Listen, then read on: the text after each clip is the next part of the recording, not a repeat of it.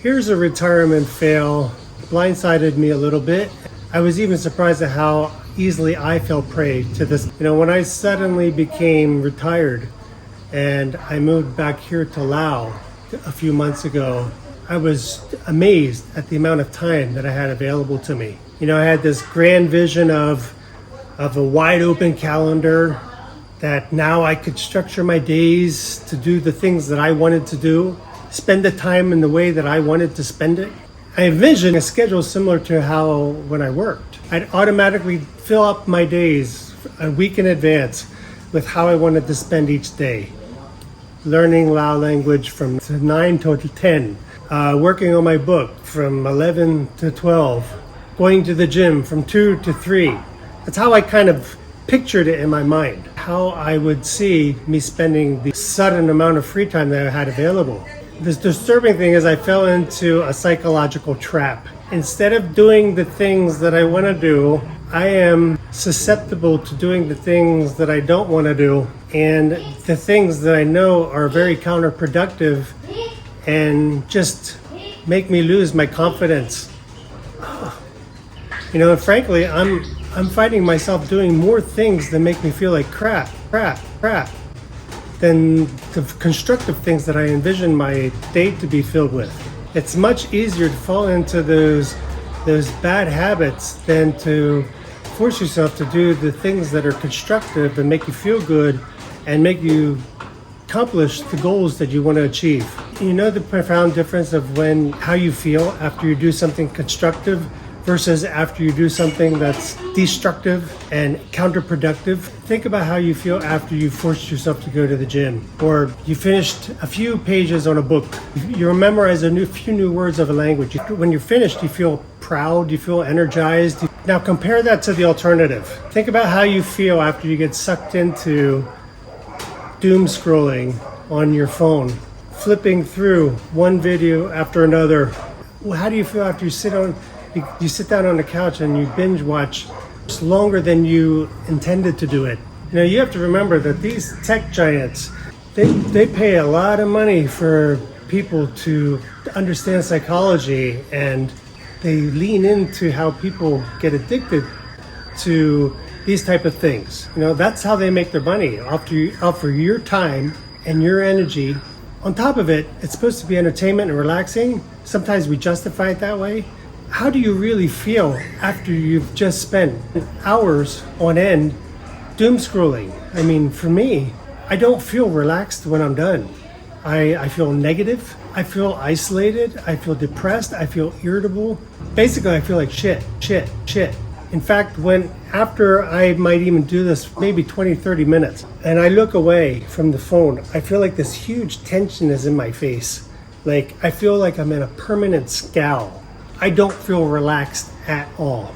Looking at something, I don't even recall what I looked at. I don't know about you, but my confidence takes a massive hit, and I get depressed because I just traded irreplaceable time I will never get back, for junk food behavior. The scary part about retirement is those empty calories of time suckers will expand into your calendar and into your future self if you allow them to. Whatever space you give them, they will fill it. There's a quote that I grasped onto many years ago. Whatever you focus on expands. How many times have you found that when you start thinking about something, all of a sudden you start seeing it everywhere? And that's the same thing with these time wasters. They will exponentially expand faster than good habits, and they're much harder to break. So why does this happen so fast now? When you were working a 9 to 5 job, mine was much longer than that, and you were managing a career, and you had people depending on you, you had meetings to go to, you had deadlines, and not to mention you were getting paid for your time. That rigid work schedule potentially protected you from those bad habits forming, because you had such limited amount of free time that you often didn't waste it the way you could when you were retired. So after 30 years of having that armor around me, those guardrails, the limited amount of time I had and what I needed to achieve, That protected me from wasting a lot of time. In retirement, those guardrails are gone overnight. So essentially for most people, every day becomes a Saturday. That freedom is something I dreamed about. I imagined how much more I would do for myself. And now I'm realizing how dangerous that is and how susceptible I am to fall prey to the time sucks. Those time wasters have more time to come in, unpack their bags, and basically colonize my whole day. Here's the brutal realization that I came to while I was down at my wife's family's house in deep rural South, melting in the heat. I had a lot of time there, but I wasted a lot of it. Part of it was difficult to avoid because I wasn't in my own context. I had very little resources there, and there was nothing else. There was very little to do. What I came to realize was time doesn't become meaningful just because you have more of it. It's got to be intentionally used. Again, I spent years thinking if I just had more time, I'd be much more productive. And basically, that's a delusion. Because if you don't structure your day, those days, it will be owned by the path of least resistance.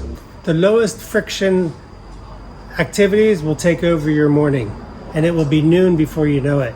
I've always considered myself a pretty disciplined guy, and it's a comment I've always heard from other people. But I realized with all this spare time now, I can completely fall prey to these mindless activities that just make me feel like crap. My biggest personal time suck is the YouTube videos. I initially start off trying to catch up on some news, but then that one video leads to another. I've got other interests, and then next thing I know, I'm watching cat videos or animal videos. This is going to be one of my biggest regrets if I let this take over my life. On top of that, I'm a good multitasker. I've needed that skill to be able to do my job successfully because I'll be doing multiple things at one time. But I see that that's also carrying over into retirement, and I think it's adding to some of my self-induced anxiety, where I now have the time to focus on one thing. I don't need to be doing 10 things at a time, but my habit, my default is to be doing this while I'm watching this and while I'm watching this. It's making me more anxious than I need to be. How do you break this negative compounding effect? These are 5 lessons that I tried to live by with this. The first one is free time needs to be structured to a degree. I'm not suggesting you schedule your day like you had when you were working. What I am suggesting is you need to put some space in throughout the day and stick to when you do plan for something that you want to try and put time into. Because if you don't schedule your day, the algorithm and the bad habits will take over and you're going to regret it. You have to treat your personal goals or objectives just like you would work, but maybe to a lesser degree. If I can spend time every day on at least 1 to 3 of my goals, I want to feel like that was a successful day when I look back on it. The second one is bad habits compound when there's zero friction. It takes absolutely no energy to roll over, pick up your phone from bed, and just start doom scrolling. You have to put friction in between you and the bad habit. And that means putting your phone in another room when you go to bed. I do that. Deleting apps or hiding apps that you don't want to see on your phone, that it's too tempting to open. Lesson 3 is good habits need to be scheduled. You need to put them into your calendar and start off small. Start off with 1 hour of your day. You will be surprised at how much more time you end up spending doing that once you started. These things don't happen by accident. You have to be intentional. You just do it. Just do it. Just tell your mind, I'm going to do it. Number 4 is how you feel at the end of the day is infinitely better than how you filled the day. If you filled your day with 10 hours of frantic, low-level, mindless activity, you're going to feel like crap. You're going to feel empty-eyed. You're going to feel like you lost the day. And lesson 5 is I try to remember a quote that I love. Don't fill yourself into acting, act yourself into feeling. How many times do you say to yourself, oh, I don't feel like it. Oh, I don't feel like going to the gym. Oh, I don't feel like doing this, or I don't feel like doing that. Reverse that. How many times when you have passed through that feeling and actually go to the gym, you feel better? You look back and you're like, I'm really glad I did this.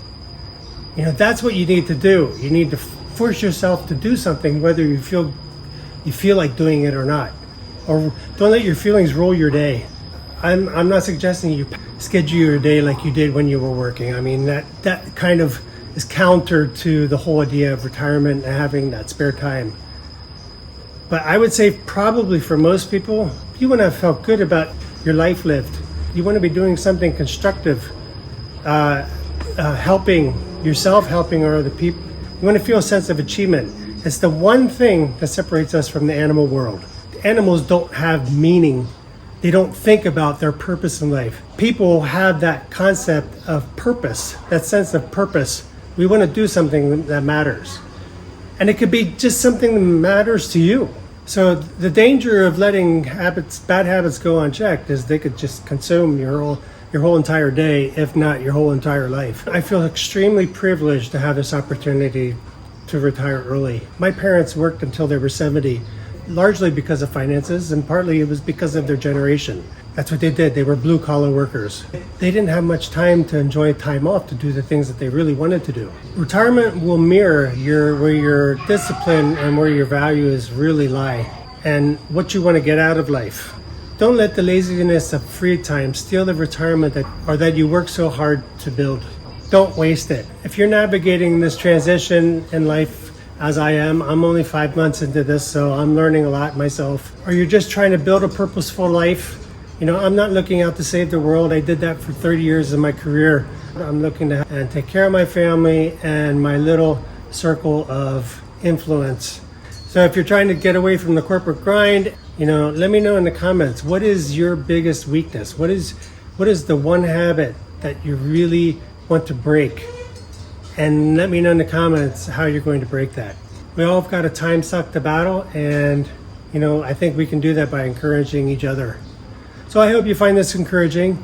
I'd really appreciate if you could hit me a like, hit subscribe if you like, if you want to join me in this journey.